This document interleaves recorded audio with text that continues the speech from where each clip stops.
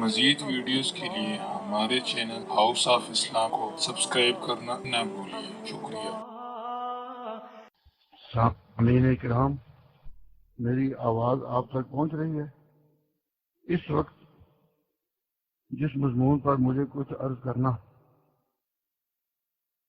وہ یہ کہ تقلید کی ضرورت کیا ہے۔ اس میں پیشتر اس کے کہ تقلید کی تعریف میں بیان کروں، ایک اصولی بات گزارش کرنا ضروری سمجھتا ہوں کہ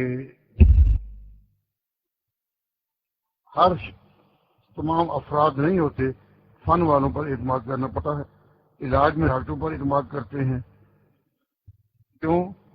یہ سائنس اور میڈیسن جو ہے اس تک ہر عامی و جاہل کی رسائی نہیں۔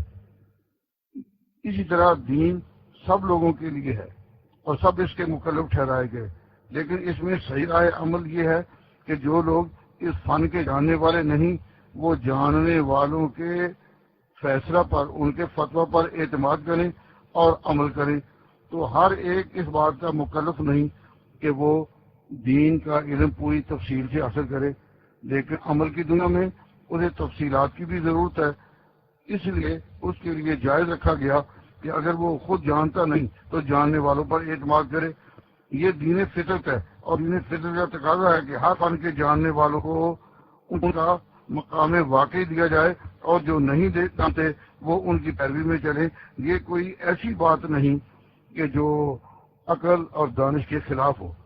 قومیں اسی وقت تک قومیں بنی رہتی ہیں جب ان میں کچھ ضابطوں کی پابندی ہوتی ہے۔ اب یہ بالکل واضح بات ہے کہ جو شخص دین کا علم نہیں رکھتا یا اسے اس کی تفصیل معلوم نہیں، وہ تفصیل جاننے والوں کے فیصلے پر عمل کر لے۔ یہ پیروی اور یہ اتباع ایک فطرت کی آواز ہے۔ دیکھیے، ہمیں قرآن پاک میں سے پتہ چلتا ہے کہ حضرت لقمان اپنی جگہ دانائی میں بہت معروف تھے، اور آج بھی دانائی کی جب بات کہی جاتی ہے تو لقمان کا نام لیا جاتا ہے۔ حضرت لقمان نے اپنے بیٹے کو نصیحت کی، اور جو نصیحت کی وہ عقل، فکر اور شعور کے پیمانہ پر پوری منطبق ہوتی ہے۔ آپ نے اپنے بیٹے کو نصیحت کرتے ہوئے کہا، بیٹا تم نے خدا کا شرک نہیں کرنا، شرک ظلم عظیم ہے۔ حضرت لقمان نے اپنے بیٹے کو نصیحت کرتے ہوئے یہ بات بھی اللہ تعالیٰ کی دہرائی کہ اللہ تبارک و تعالیٰ جل شانہ نے والدین کے ساتھ حسن سلوک کا حکم دیا ہے، اور اللہ تبارک و تعالیٰ جل شانہ کا یہ فرمان حضرت لقمان کے بیان میں ہمیں قرآن کریم میں بھی ملتا ہے کہ فرمایا وَاتَّبِعْ سَبِیلَ مَنْ أَنَابَ إِلَیَّ، اے مخاطب جو بھی میری طرف جھکا ہوا ہو، جو بھی نیک بندہ ہو، میری طرف جھکنے والا ہو، میرے راستے میں لگا ہوا ہو، تو اس کی پیروی کر سکتا ہے۔ بے شک اللہ تعالیٰ کا پیغام تو انبیاء لاتے ہیں، لیکن اس زمین پر انبیاء کا پیغام آگے لے جانے کے لیے اور لوگ بھی ہوتے ہیں۔ تو جو لوگ بھی اللہ کے لیے اپنے آپ کو وقف کر دیں، اس راہ میں چلیں، محنت کریں، علم حاصل کریں اور علم دین کی خدمت کریں، ان کی آواز پر وہ لوگ جو دین جاننے والے نہیں اگر اعتماداً عمل کر لیں اور یہ گمان کریں کہ یہ دلیل کے مطابق بات کر رہے ہیں، خدا خوف رکھنے والے ہیں، تو ان کی اتباع جائز ہے، یہ ناجائز نہیں۔ اللہ تبارک و تعالیٰ نے قرآن کریم میں یہ جملہ ارشاد فرمایا، اور حضرت لقمان جب اپنے بیٹے کو نصیحت کر رہے تھے تو یہاں سے ایک مضمون سے ہوا، قال لقمان لابنہ وہو یعظہ یا بنی لا تشرک باللہ ان الشرک لظلم عظیم۔ تو اللہ تبارک و تعالیٰ اسی ذیل میں یہ فرماتے ہیں وَاتَّبِعْ سَبِیلَ مَنْ أَنَابَ إِلَیَّ۔ حضرت لقمان نے اپنے بیٹے کو نصیحت کرتے ہوئے بات کہی، یا حضرت لقمان کی بات کے بعد اللہ تبارک و تعالیٰ جل شانہ نے اپنی طرف سے یہ بات کہی۔ میں اس وقت اس کی تفصیل میں نہیں جاتا، لیکن قرآن کریم میں یہ جملہ موجود ہے وَاتَّبِعْ سَبِیلَ مَنْ أَنَابَ إِلَیَّ، اتباع کرو اس کی راہ کی جو میری طرف جھکا۔ تو اس میں قید نہیں لگائی گئی کہ صرف انبیاء کی اتباع ہے، اور ہم نماز میں بھی اللہ تبارک و تعالیٰ کے حضور 5 وقت یہی کہتے ہیں کہ اہدنا الصراط المستقیم، اے پروردگار ہمیں راہ مستقیم پر چلا، اور صراط مستقیم کیا ہے؟ یہ راہ ان لوگوں کی ہے الذین انعمت علیہم، جن پر تو نے انعام کیا۔ یہ وہ لوگ نہ تھے جن پر خدا کا غضب بھڑکا اور خدا کا غضب اترا اور وہ گمراہ ہوئے۔ تو اللہ تبارک و تعالیٰ کا حضور ہم جب یہ کہتے ہیں کہ اے پروردگار ہمیں صراط مستقیم پر چلا، تو صراط مستقیم کن کی ہے؟ جن پر تیرے انعام یافتہ لوگ چلتے رہے۔ اور انعام یافتہ لوگوں کی تفصیل ایک دوسرے مقام پر ارشاد فرمائی، نبیین، صدیقین، شہداء اور صالحین، یہ اللہ تبارک و تعالیٰ کے انعام یافتہ لوگ تھے۔ تو جب ہم اللہ تعالیٰ کے حضور یہ کہتے ہیں کہ اے اللہ ہمیں اس راہ پر چلا جس پر تیرے انعام یافتہ لوگ چلتے رہے، تو ہم پر اتباع نبیوں کے علاوہ صالحین امت کی بھی لازم ٹھہری، ورنہ ہم ان الفاظ کے ساتھ اللہ تعالیٰ سے استدعا نہ کرتے۔ ہم یہ کہتے کہ یا اللہ صراط مستقیم پر چلا۔ صراط مستقیم کون ہے؟ کون سی راہ ہے؟ جو انبیاء کی تھی۔ یہ نہیں فرمایا صراط مستقیم وہ ہے جس پر تیرے انعام یافتہ لوگ چلتے رہے۔ اس میں نبیوں کے ساتھ صالحین امت کی اتباع جو ہے اس کی بھی ہم نے اللہ تبارک و تعالیٰ سے مانگ کی کہ اے پروردگار ہمیں اس راہ پر چلا۔ تو تقلید ایسی چیز ہے کہ جو بالکل قانون فطرت کے مطابق ہے۔ اور پھر یہ کہ تقلید کا جو لفظ عربی زبان کا ہے، اس لفظ کے تشریح انہی لوگوں کی موت پر ہونی چاہیے کہ جو تقلید کرتے ہیں۔ اب تقلید عمل تو ہو مقلدین کا، اور اس لفظ کی تشریح کریں غیر مقلدین، تو یہ مناسب نہیں۔ جو لوگ یہ کرتے ہیں، جو لوگ تقلید کرتے ہیں، ان کے نزدیک اس کے معنی یہی پائے جاتے ہیں اتباع کے۔ وہ اسے اتباع کا غیر نہیں سمجھتے، اور اگر اتفاق کرنا ہو تو اختلاف کو جتنا بھی پھیلاؤ اتنی خلیج مخالفت بڑی ہوتی جائے گی۔ لیکن اگر دیانتداری کے ساتھ اور ٹھنڈے دل سے سوچنا ہو کہ جو لوگ تقلید کرتے ہیں وہ تقلید کو کس معنی میں لیتے ہیں۔ اس وقت میں ایک بڑے عظیم محدث حضرت مولانا رشید احمد صاحب گنگوہی رحمۃ اللہ علیہ کی بات نقل کرتا ہوں۔ آپ نے فرمایا کہ اتباع اور تقلید کے معنی واحد ہیں، یعنی ہم مقلدین تقلید کو اتباع کے معنی میں ہی لیتے ہیں۔ خام خواہ اس لفظ میں اور تقلید میں اختلاف پیدا کرنا اور لفظی نوک جھونک پیدا کرنا یہ کوئی انصافی بات نہیں۔ لفظی بحثیں کہاں نہیں لے جائی جا سکتی، لیکن لفظی بحثیں جہاں بھی آئیں وہ کسی نتیجے پر نہیں پہنچتے۔ جب ہم نتیجے پر نہیں پہنچ سکتے تو ان لفظی باتوں میں ہمیں فائدہ ہی کیا ہے۔ میں اس کے ساتھ ساتھ یہ بات بھی عرض کروں گا کہ ہمارے ہاں تقلید کا لفظ جب اتباع کے معنی میں آتا ہے اور وہ مقلدین ہیں وہ خود اپنی جگہ اس بات کو صراحت کے ساتھ بیان کر چکے کہ تقلید کا معنی جو ہے وہ اتباع کا ہے، اس سے مختلف نہیں۔ تو اس کے ساتھ یہ بات بھی ملحوظ رکھیں کہ تقلید کے ساتھ یہ دین فطرت کے اعتبار سے اس کا تعلق اصول کا ہے، اور جس طرح میں نے آپ کے سامنے حوالہ پیش کیا حضرت مولانا رشید احمد گنگوہی کا کہ وہ فرماتے ہیں کہ ہم جو تقلید کرتے ہیں تو یہ اتباع کے معنی میں ہے۔ تو جب مقلدین کے ایک بڑے امام اور بڑے پیشوا صراحت کرتے ہیں، اب کہنا کہ نہیں تم جو تقلید کرو وہ اتباع کے معنی میں نہیں، تو معنی انہی کا اعتبار کیا جائے گا جو کرتے ہو۔ تقلید جو کرتے ہیں مقلدین تو معنی بھی انہی کا ہو، جیسا مولانا رشید احمد گنگوہی رحمۃ اللہ نے فرمایا۔ اسی طرح مجھے یاد آ رہا ہے کہ حضرت مولانا خیر محمد صاحب جلندری رحمۃ اللہ علیہ نے نامی شرح اسامی سے ایک عبارت نقل کیے، اور اس میں التقلید و اتباع غیر علی ظن انہ محکم علی نظر سے دلیل، تقلید دوسرے کی اتباع کا نام ہے اس اعتبار سے کہ وہ حق بات کہہ رہا ہے بغیر اس کے کہ اس کی دلیل پر دھیان کیا جائے۔ تو تقلید پر دھیان کرنا یعنی اس پر تقلید کا مطالبہ کرنا یہ نہیں، لیکن اعتقاد یہی ہوتا ہے کہ جو کہہ رہا ہے وہ اپنی طرف سے نہیں کہہ رہا، وہ کتاب و سنت کے مطابق کہہ رہا ہے۔ ہمارے ایک بڑے بزرگ قاضی محمد اعلیٰ تھانوی رحمہ اللہ بڑے بزرگ گزرے ہیں، انہوں نے کشاف و اصطلاح الفنون، کشاف اصطلاحات الفنون ایک کتاب لکھی ہے۔ اس میں آپ سراہ سے لکھتے ہیں کہ التقلید و اتباع الانسان غیرہ فیما یقول او یفعل معتقدا للحقیت من غیر نظر الی الدلیل، کأن حاضر متبع جعل قول غیر اور پھر قیادۃ فی انہوں کے من غیر مطالبۃ الدلیل. تقلید دوسرے انسان کی اس کے قول و فعل پیروی کا نام ہے، بڑی گمان کہ صحیح کہہ رہا ہے اس کی دلیل میں نظر کیے بغیر، یعنی جو کہہ رہا ہے اس کی بات و دلیل والی ہے، بات بغیر دلیل کے نہیں ہے، لیکن یہ عمل کرنے والا اس دلیل کا مطالبہ نہیں کر رہا بلکہ اس پر اعتماد کر رہا ہے، نیک مان کر رہا ہے.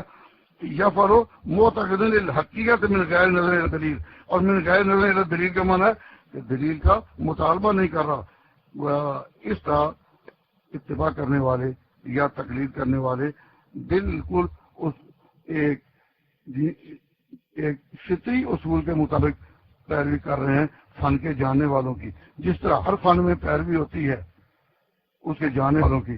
کسی پر کوئی مقدمہ بن جائے تو اپنی تعلیم کتنی کی نہ ہو، لیکن جو بشر اور جو وکلا اس لائن کے ہوتے ہیں ان کے سپرد کیس کیا جاتا ہے.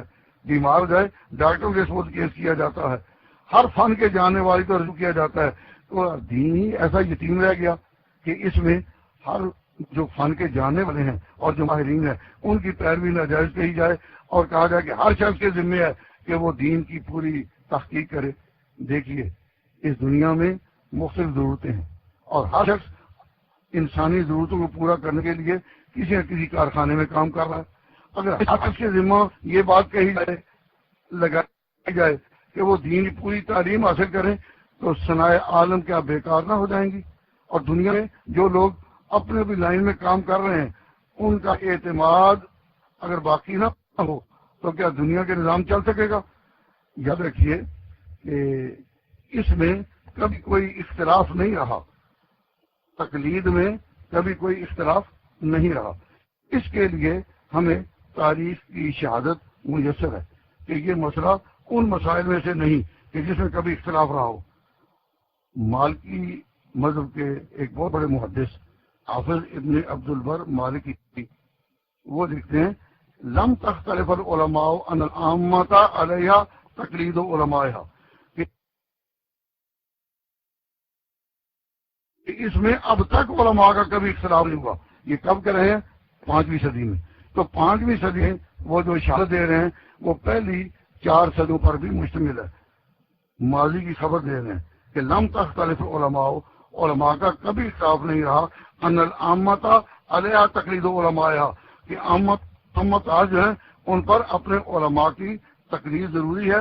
اور وہی وانہم المرادون بقول عز وجل فصلوا اہل الذکر ان کنتم لا تعلمون واجمعوا على ان العام لا بد له من تقلید غیر ممن یثق یمیز بالقبلة اذا اشکلت علیہ فکذلک من لا علم له.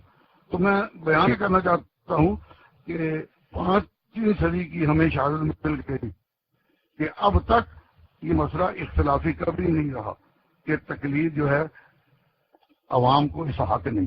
یہ مسئلہ اختلافی بنا کب سے؟ جب انگریز بر صغیر ہندوستان میں آئے. انگریزوں کے آنے تک مسلمان اسی لائن پر چلے آ رہے تھے کہ جو علم کے اونچے مراتب کو پہنچے ان کے لیے تو تقلید نہیں.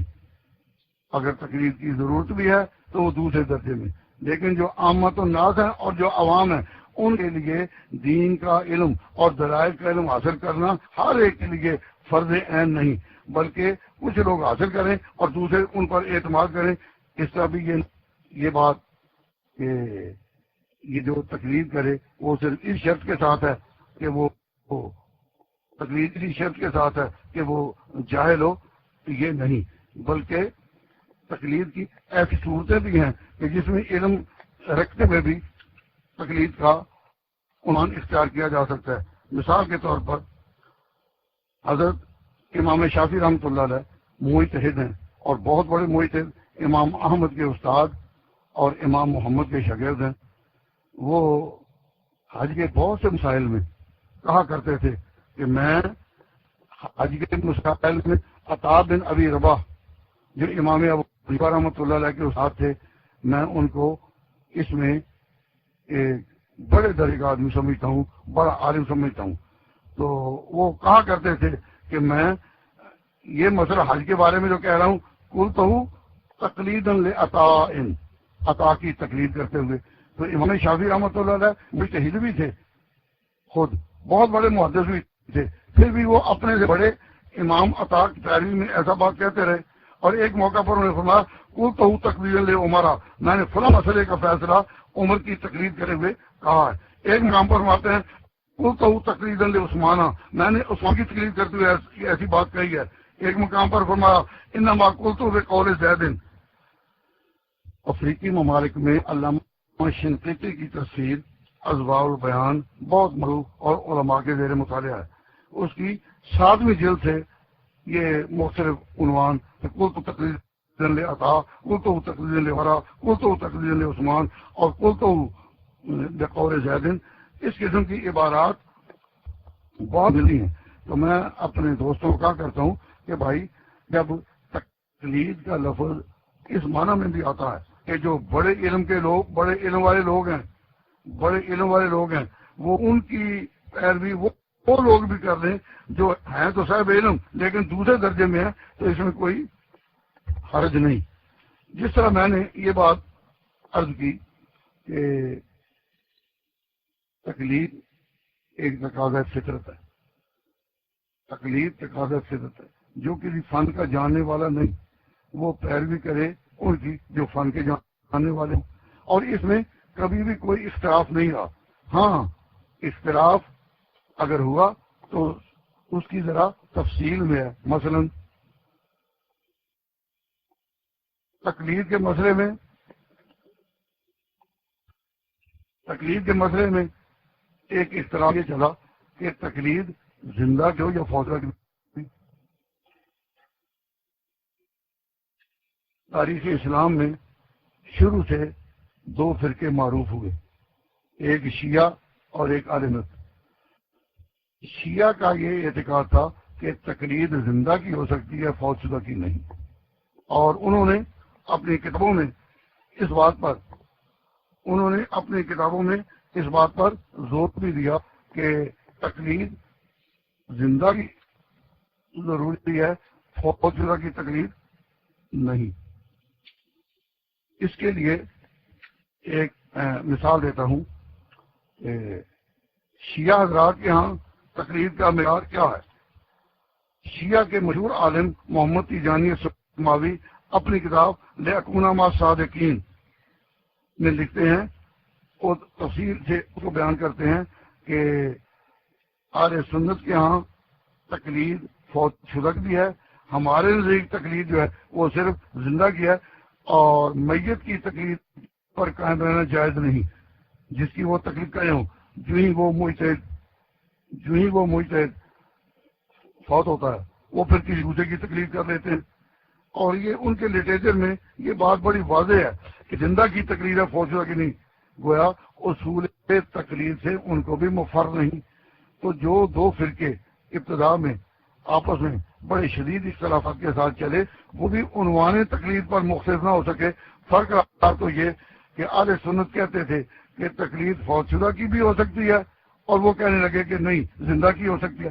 چنانچہ اب تک ان کے عوام اپنے وقت کے مجتہدین سے، ان کے علماء مجتہدین کہلاتے ہیں جو اس درجے تک تعلیم پا چکے ہوں کہ مجتہد العصر مانے جائیں، اور لوگ ان کے پڑاؤ ہیں. جو ہی وہ مجتہد فوت ہوتا ہے وہ کسی دوسرے کی تقلید میں آ جاتے ہیں. تو تقلید ان کے ہاں بھی ہے، اور اہل سنت والجماعت کے ہاں یہ مسئلہ جیسا کہ مشکات میں ہے کہ من کانا مستنن فلیستن بمن قد ماتا، کہ پیروی کرنی ہے تو فوت شدہ کی کرو، کیوں؟ وہ فتنے سے محفوظ ہو گیا، اور جو زندہ ہے وہ فتنے سے محفوظ نہیں. معلوم نہیں جس کی پیروی تم کر رہے ہو وہ عیسائی ہو کر مرے یا ہندو ہو کر مرے، جب تک وہ زندہ ہے اس وقت تک پتہ نہیں. تو تقلید زندہ کی ہی ہو، فوت شدہ کی نہیں، یہ ان کا موقف رہا ہے. اور ہمارا موقف یہ کہ تقلید زندہ کی بھی ہو سکتی ہے اور فوت شدہ کی بھی. اب وہ لوگ جو اپنے علم میں بہت گہرے تھے اور جن کا زمانہ نبی پاک صلی اللہ علیہ وسلم کے زمانہ کے بہت قریب تھا، فکر اور حدیث باب میں جو ان کی تحقیقات ہیں وہ بہت اونچی تھی، اور ان کی پیروی میں امت چلتی رہی. احادیث میں جب دیکھا ان کے فیصلوں کو تو بالکل احادیث کے مطابق آیا. اب ہم اگر کسی مسئلہ میں پیروی کرتے ہیں تو پہلے یہ جاننا چاہیے کہ ہم تقلید کے طور پر پیروی کن مسائل میں کرتے ہیں جن میں کتاب و سنت کی نص موجود ہو، اس میں پیروی کسی اور کی نہیں، کسی تقلید پر بھی نہیں۔ ہاں، جو مسائل کتاب و سنت میں منسوخ نہیں یا منسوخ ہیں مگر ظاہراً ان میں تعارض ہے، تو ظاہراً جن میں تعارض ہو وہ بھی دو قسم کے ہیں۔ ایک وہ جو جن میں تقدیم و تاخیر معلوم ہو، تاریخ سے پتہ ہو کہ فلاں چیز پہلے تھی اور پھر یہ منسوخ ہو گئی، تو جن میں تقدیم و تاخیر معلوم ہے ان میں وہ تقلید کی ضرورت نہیں، لیکن جن میں تقدیم و تاخیر معلوم نہیں اور بظاہر وہ متعارض ہیں ان میں اور ان مسائل میں جو کتاب و سند میں منسوخ نہیں، تو مسائل دو قسم کے ہوئے، ایک مسائل منسوخہ، دوسرے مسائل غیر منسوخہ۔ تو تقلید مسائل غیر منسوخہ میں ہے یا منسوخہ متعارضہ میں، اور متعارضہ بھی وہ جن میں کہ تقدیم و تاخیر پہلے سے معلوم نہ ہو۔ ان حدود میں جب ہم کہتے ہیں کہ بزرگوں کی پیروی کر لو، علماء کی پیروی کر لو، وہ لوگ جو علم میں اونچے درجے میں پہنچے ان کی پیروی کر لو، تو یہ عین تقاضا فطرت ہے اور اسی کو اعتماد کہتے ہیں۔ تو جب ہم یہ کہتے ہیں کہ ان کی پیروی کر لو تو اسی گمان میں کہ وہ لوگ دلیل جانتے ہیں، اگر ہم مقلدین اس پر کوئی دوسری دلیل فراہم کریں تو دوسری دلیل اس پر ہم پیش کر سکتے ہیں، لیکن ہم یہ نہیں کہہ سکتے کہ امام نے جو فیصلہ کیا وہ اسی خاص دلیل پر کیا تھا، اس نے جس دلیل پر کیا وہ ہمیں نہ بھی معلوم ہو اور ہم اس کی تلاش میں نہ نکلیں، گو ہمارے پاس اور دلائل اس کی تائید میں موجود ہوں، تو یہ بھی تقلید کا ایک بڑا میدان ہے، اور اس میں ضروری نہیں کہ ہم بغیر دلیل کے ہوں۔ ہاں، اس دلیل کے بغیر ہیں کہ جس پر امام نے فیصلہ کیا تھا۔ امام مجھے معلوم نہیں کس کے پاس کتنے دلائل پہنچے، اس نے کس دلیل کی بنا پر یہ فیصلہ کیا، ہم نے اپنے مطالعہ کے دور میں بہت سے دلائل پائے اور اس قول کو بالکل صحیح پایا، تو اگر ہم اس کی تائید میں دلائل دیں لیکن اس دلیل خاص دلیل کو نہ جانیں اور نہ ان کا اس کا مطالبہ کریں تو پھر ہم اس کو تقلید عالم کے طور پر بھی اختیار کر سکتے ہیں۔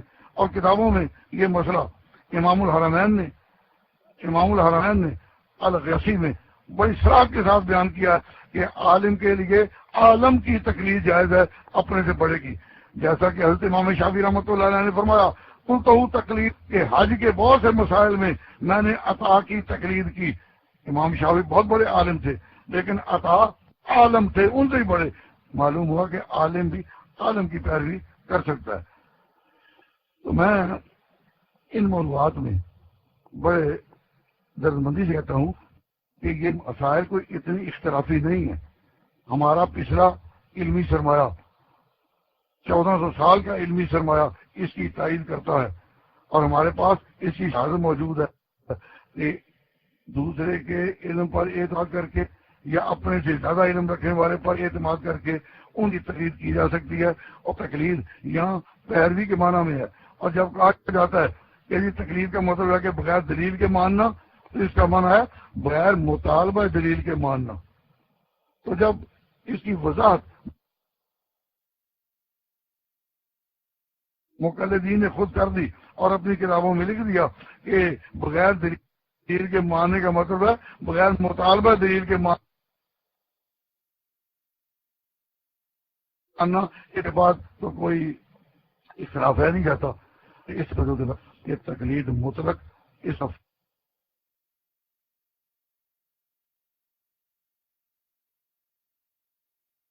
فطرت نے کبھی انکار نہیں کیا۔ خدا 100 سالہ دور میں جس اسی فطرت کی پوری تائید تقلید کو بھی حاصل ہے، اور اسی نظام کے ساتھ اعتماد کے ساتھ ہم چلتے رہے۔ اختلاف اگر ہو سکتا تھا یا اختلاف اگر کیا جا سکتا ہے تو تقلید میں نہیں، تقلید شخصی میں، لیکن جب لوگ تردید کرتے ہیں تقلید کی تو مطلق تقلید کی تردید کرتے ہیں اور مقلدین کی۔ اگر وہ کہیں کہ تقلید ایک اصول فطرت میں ہے، اور جس طرح ہم ہر فن کے جاننے والوں کی تقلید کرتے ہیں اور ان پر اعتماد کرتے ہیں، دین میں بھی ہم اعتماد کی راہ سے چلتے ہیں جسے تقلید کہا جاتا ہے۔ اس میں ہمارا اختلاف نہیں، اختلاف اگر ہے تو شخصی تقلید میں ہے۔ تو میں یہ سمجھتا ہوں کہ اتنی صراحت کے ساتھ ہی اختلاف ادا ہو جائے گا۔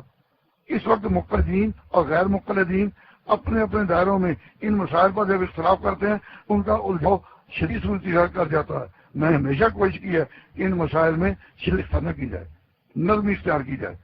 تقلید کا کوئی بھی منکر نہیں اور یہ فطرت کی آواز ہے، اس کا انکار نہیں کیا جا سکتا. اور جیسا کہ حافظ ابن عبد البر نے یہ کہا کہ لم تختلف العلماء، اس میں علماء کا کبھی اختلاف ہی نہیں رہا. تو ہم تقلید کو موضوع اختلاف نہ بنائیں، اگر بنانا ہی ہے تو تقلید شخصی کو. تو تقلید شخصی کے اعتبار سے بھی ایک ہی مسئلے میں ایک آدمی کی طرف لوٹنا اور اسی کی طرف رجوع کرنا، اس میں اصولاً سے معتزلہ کا انکار رہا. معتزلہ کہتے رہے کہ ایک ہی کی طرف رجوع نہیں کرنا چاہیے. تو خیر یہ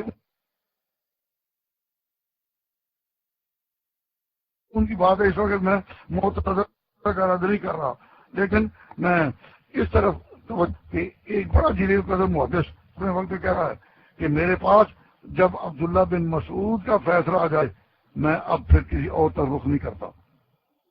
یہ الفاظ خود اشارہ کر رہے ہیں کہ تقلید شخصی بھی جائز ہے.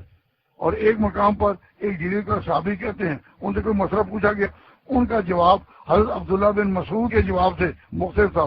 تو انہوں نے کہا، جب ان کو بتایا گیا کہ ان کا جواب اور ہے اور آپ کا جواب اور ہے، تو انہوں نے کہا لا تسألونی، مجھ سے تم کبھی کوئی آئندہ سوال نہ کرو، ما دام حاضر حبر فیکم، جب یہ اتنا بڑا عالتوں میں موجود ہے. تو یہ الفاظ ہی بتا رہے ہیں کہ تمام مسائل میں ایک ہی رجوع کیا جائے تو یہ کوئی عیب نہیں. جب اس کے لیے ہمیں ان ادوار میں شہادت مل گئی تو آج ہمیں چاہیے کہ مقلدین اور غیر مقلدین اپنے اختلافی فاصلوں کو وسیع نہ کریں، اپنے فاصلوں کو زیادہ نہ کریں. جہاں تک الفاظ کی رعایت کا تعلق ہے، کہیں کہ مقلدین جو تقلید کرتے ہیں جب وہ تقلید کو اتباع کے معنی میں لیتے ہیں تو ہمیں کیا ضرورت ہے کہ ہر بات میں ان سے ضرور اختلاف کریں. اور تقلید مطلق کے جب ہم بھی قائل ہیں تو ہم لفظ تقلید پر کیوں اعتراض کریں؟ اگر آپ تقلید شخصی کا تو تقلید شخصی کے لیے ہمیں جلیل قدر صحابہ کی تائید بھی ملتی ہے کہ لا تسألونی، تم مجھ سے کوئی مسئلہ نہ پوچھو جب تک یہ اتنا بڑا عالم تم میں موجود ہے. تو تمام مسائل میں ایک ہی عالم کا رجوع کرنا، اس سے ہمیں صحابہ کرام نے منع نہیں کیا. ان کلمات کے ساتھ میں اپنی بات ختم کرتا ہوں اور پھر اس طرح توجہ دلاتا ہوں کہ حضرت لقمان علم میں، دانش میں، اپنے تجربے میں بہت اونچی حیثیت میں تھے. انہوں نے نصیحت کرتے ہوئے کہا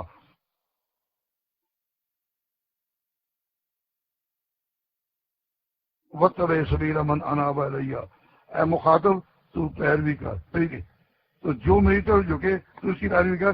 اسی اصول پر مقلدین نے اپنی تقلید کی اساس رکھی ہے. اور یہ دعویٰ کرنا اگر ہمروں کی اطاعت ہوتی تو ہم دن رات اللہ تعالیٰ یہ نہ مانگتے الی صراط المستقیم صراط الذین انعمت علیہم، راہ ان لوگوں کی جن پر تو نے انعام کیا. ہم یہاں کہہ سکتے تھے کہ اہدنا الصراط المستقیم صراط النبیین، بات کافی ہو جاتی، لیکن اللہ تبارک و تعالیٰ نے ہمیں کہا کہ نہیں، تم نے یہ کہنا ہے صراط الذین انعمت علیہم، ان لوگوں کی راہ پر چلو جن پر اللہ تعالیٰ کا انعام ہوا. اور وہ انبیاء کے علاوہ بھی تھے. تو انبیاء کی پیروی اس لیے کہ ان پر خدا کی طرف سے حکم اور ان کی نس موجود ہے. اور مجتہدین کی پیروی ان مسائل میں جن مسائل میں ہمیں کتاب و سنت کا حکم کھلے طور پر نہ ملے اور اس میں اجتہاد کی ضرورت ہو. اس میں دو دائرے میں نے آپ کے سامنے بیان کیے. ایک تو پیروی ان مسائل میں کرنی ہے جو منسوخ نہ ہو یا منسوخ